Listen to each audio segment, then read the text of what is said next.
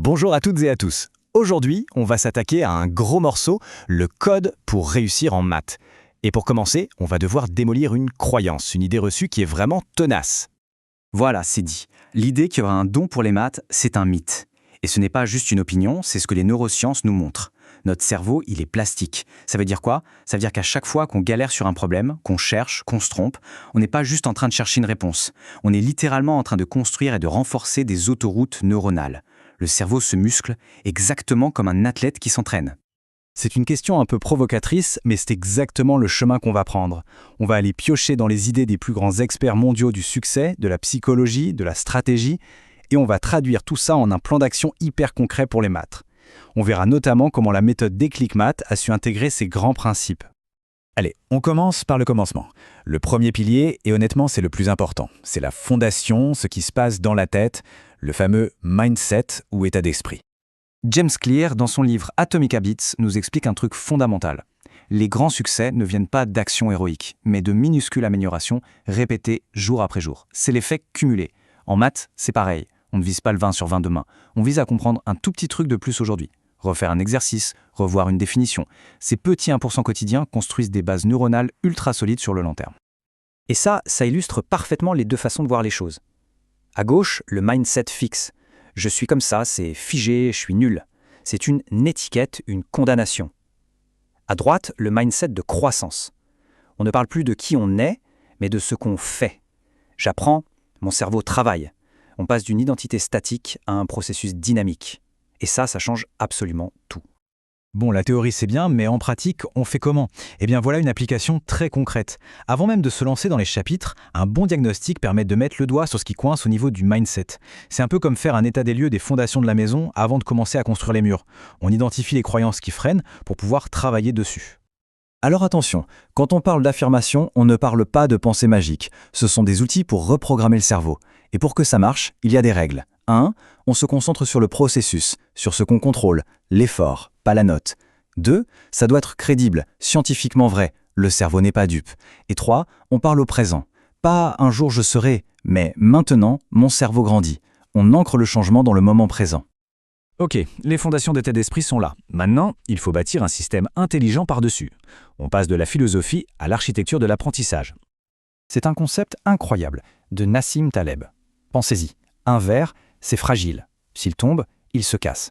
Une boîte en plastique, c'est robuste. Si elle tombe, elle résiste. Mais un système antifragile, c'est autre chose. Non seulement il résiste au choc, mais le choc le rend plus fort. Il se nourrit des erreurs, du désordre. Et voilà la traduction parfaite de l'antifragilité appliquée aux maths. Cette phrase de la méthode Déclic Maths change complètement le jeu. L'erreur n'est plus vue comme un échec à éviter à tout prix. Au contraire, elle devient la matière première la plus précieuse pour progresser. C'est un stress positif qui, si on l'analyse, nous rend bien plus compétents. Et pour devenir antifragile, il faut des outils. En voici un. Au lieu de juste regarder la correction et de se dire « Ah oui, d'accord », on prend le temps de disséquer notre propre erreur. C'est un protocole simple, mais surpuissant. On devient un détective de ses propres processus de pensée. C'est là que le véritable apprentissage se produit. Autre idée géniale, celle de Gary Keller. Le principe, c'est de se poser la question, quelle est la seule chose que je peux faire qui fera que tout le reste deviendra plus facile ou même inutile? C'est l'effet domino. Au lieu de s'éparpiller, on cherche le point de levier qui va tout faire basculer. Appliqué aux maths, c'est une révolution. Plutôt que de se dire « je dois réviser les fonctions », ce qui est vague et décourageant, un bon diagnostic va permettre d'identifier la sous-compétence qui bloque tout. Par exemple, c'est peut-être juste la dérivée d'un produit. En concentrant toute son énergie sur ce point précis, on débloque des progrès sur l'ensemble du chapitre. C'est chirurgical. Très bien, on a le mindset, on a la stratégie. Mais que fait-on concrètement quand on est face à la feuille, que le stress monte et que ça devient difficile? C'est le moment d'ouvrir la boîte à outils. On a tous connu ça, non? Ce moment où le cerveau semble se déconnecter, le brouillard mental, le cœur qui s'accélère. C'est une réaction de panique.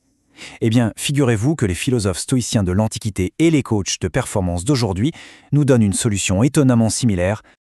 Quand tout semble chaotique autour de soi, l'exercice est trop dur, le temps défile, les stoïciens nous disent de ramener notre attention sur le cercle de ce qu'on peut contrôler. Et il y a une chose qu'on contrôle toujours, notre respiration.